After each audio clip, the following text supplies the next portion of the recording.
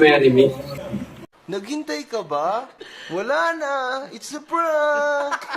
So yun guys, eto pala yung ganap pagkatapos kong nanaginip. Pinaalis na pala ako ng boss ko sa bahay guys. Eto yung nangyari sa akin, makakasirang pangarap. Dito ako tutuloy ngayon sa SESGEL Pasalubong 2 dito sa Santa Cruz, Lubao, Pampanga.